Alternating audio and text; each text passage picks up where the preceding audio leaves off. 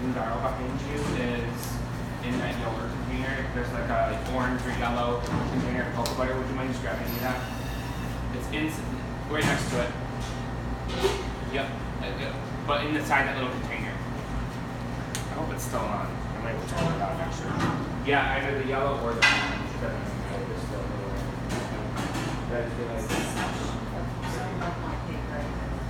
The stuff is so beautiful. I would love to have learned this. Okay, so there's one method, and some of you who've known me and seen my demo before, I've done it before.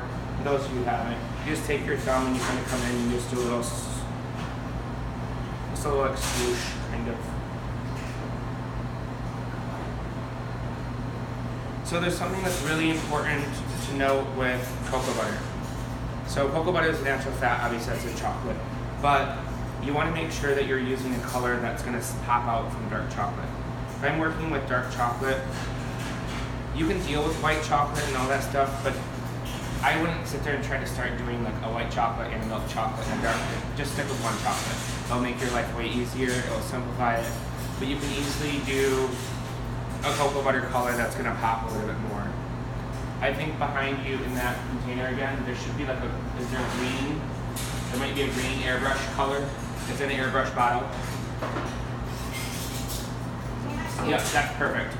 So I want you to see, yeah, what's your question? Go ahead. Feel free to interrupt me at any point of the time and ask your questions. I'll do whatever at my best to answer it. So if you're in a place where you don't have a you to mentor a team, you know, and that's the area we really struggle in, these beautiful pastries that people do for the culinary competition. Are there resources online? Oh, absolutely, yeah. That, I mean, maybe we could get... A lot of your chocolate companies will have resources too. Chef Rubber, where a lot of this stuff comes from, like our cocoa butter colors and everything, that'll be it too. But I want you to notice, see how dark that is? So this would be considered a shade. So if you think about tint and shade, shade or shadow, dark, tint, it's gonna be white, so anything with white. So when we look at this yellow, you've got a nice creamy yellow color. So you have dark chocolate.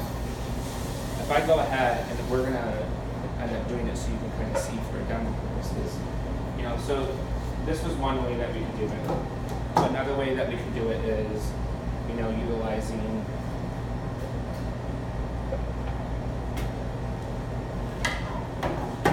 so I don't get cocoa butter all over my hands.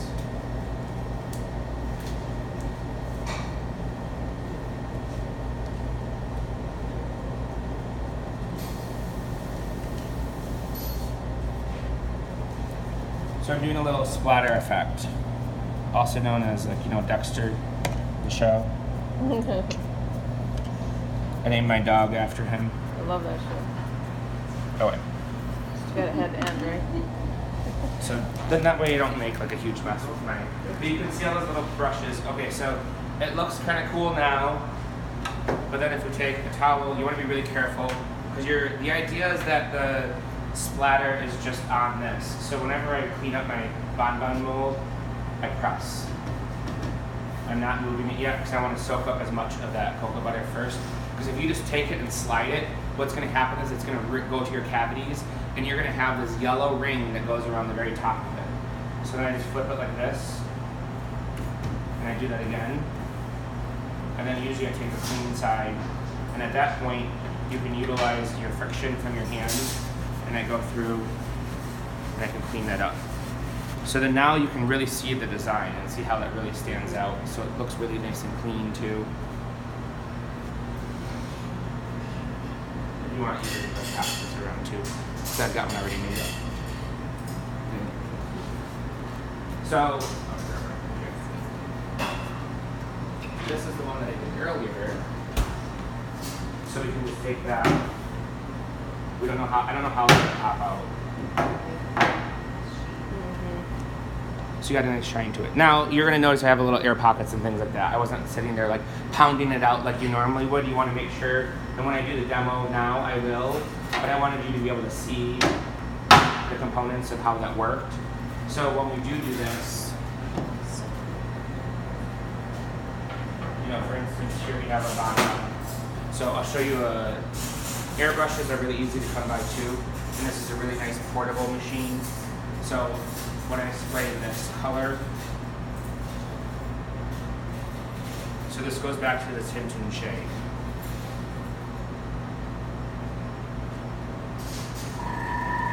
So here I have my green.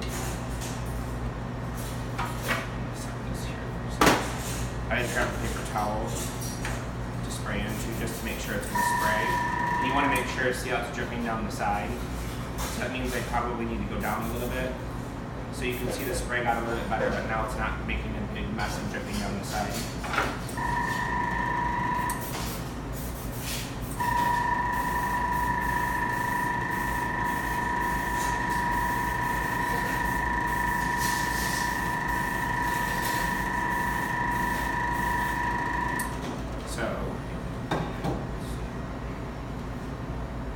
Can I bother you for the other two colors? There's a yellow and there's an orange. I won't need the white.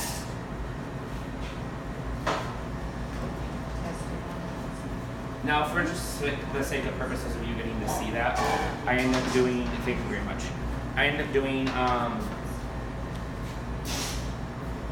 just solid chocolate on those. But you'll get to see bonbon too. The bonbon's a nice element. I would not recommend doing a solid chocolate piece on the plate for your dessert just because it's kind of a giant piece of chocolate that people are just going to bite into. They're probably expecting something when you see something like this. You expect it to be the idea behind a bonbon is it's a very thin shell and then you have a soft center. So whenever I have a dark color, like I use very little. You notice how I have it on the angle. The reason why is because I want to make sure that it's only on the one side. So as I'm doing that, you can see how I just do just a little squirt, but you can see how quick that can be. And all we did was we were storing that. And this is, I've never done that before, and I actually like this idea. They store it in a yogurt container. We have a buffet server that we use at the school that's a lot larger. So we just turn that on, and then we keep everything underneath that. The yogurt one works really well. I've never been using a yogurt maker. Not to that, but she's like, oh, we use a yogurt maker, and I was like, oh, that's a really great idea. And what's funny is that Chef Robert advertises it that way. They put on their website that it's only used for warming cocoa butter. But when you actually get the machine, it says yogurt maker on it. Yeah, that's how they get you. So that they see you buy their stuff. Right. There was something else in it, and I was like, that's what? Okay, so I'm gonna keep this one dark, and then we'll go yellow over this one, this row, so you'll be able to see the difference. So you can see how I'm kind of covering the whole mold.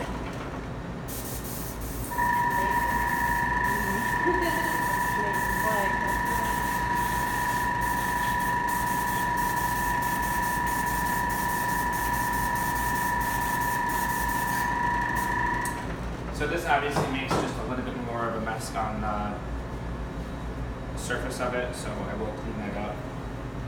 But then that's how you could do a spray, but you can see how having one cavity can give you a lot of options. There's all kinds of different molds you can have.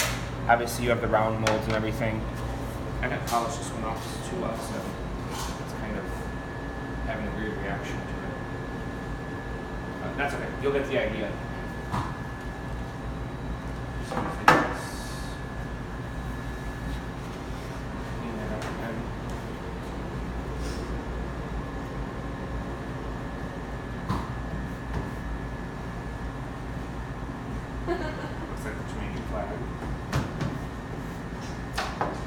I was thinking they were stoplight bonbons.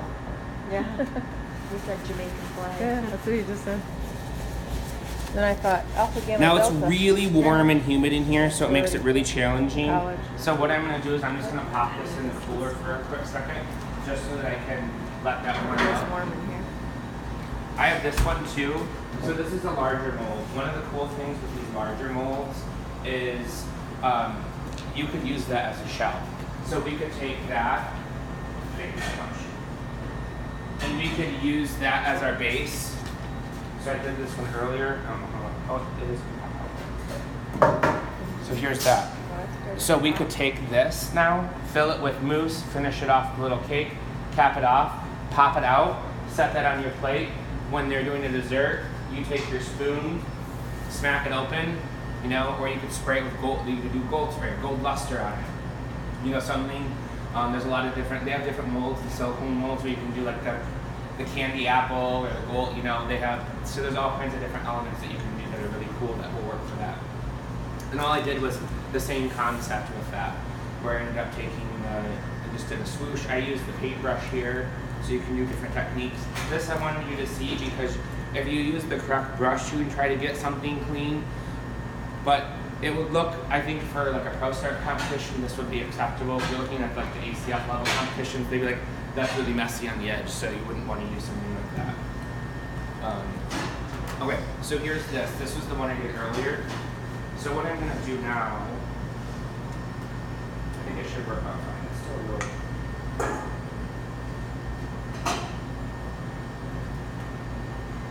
I'll have to just work a little quickly. So. Here are my cavities.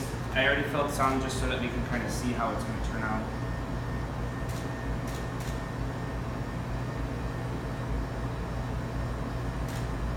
I'll probably have some chocolate that will fall out while I'm doing it. That's okay.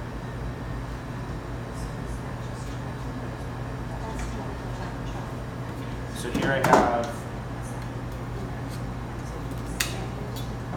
I'm taking this now and running it on here. Making sure I fill all of those up completely. You don't want to have any partials because the idea is that we're making a really nice thin shell. And then we're going to fill it with a ganache. So I'm going to come in. Normally you would just do the whole mold.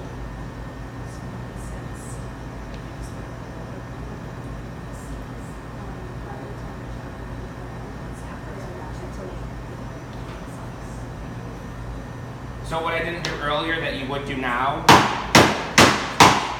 there goes one. But you can see all these air bubbles that are rising. So if you look at some of this chocolate, you'll see a couple air bubbles, and that's why. And let's see how this goes. I'm doing this much more careful because I have already finished chocolate pieces in here. So I just don't want those to kind of fall out into our tempered chocolate. But what I can do now is I'll probably lose some of these. There was one.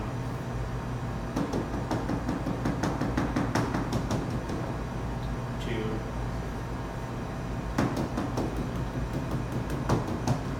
So I'm just being very careful when I'm tapping this. And one of the reasons why is just because that, but it's so humid in here too that I was trying to do some of that out a little bit earlier. Okay. So then now I can go like this because I'm going to pop those others out. But you can see how some of it didn't have, I kind of rushed it before I let that set. So you can see what happens. And this is why it's really important. So this is actually a benefit to you because one of the fun things that you get to, one of the challenges of working with chocolate is when you deal with different temperatures and humidities. So what had happened was, with this, we were working with our chocolate, and the cocoa butter was warm still, and it hadn't set. Can you pull that mold out of the cooler for me? When that hadn't set, so what happened was when I applied my chocolate to the bonbon mold, it kind of blended with it, and it then, because of that, it ends up getting mixed in with it, so it doesn't have contact with the surface of the bonbon mold. When that doesn't have contact with the surface of the bonbon mold, it makes for too thin of a shell, so then when you go to go pull away, it doesn't ever set properly, so then that's where it tears out, and so you run into that problem. So I'm going to let that come up to temperature for a little bit. Here we have our bonbon molds. What I'm going to do is I'm just going to fill this to about 2 to 3 millimeters from the surface with the ganache.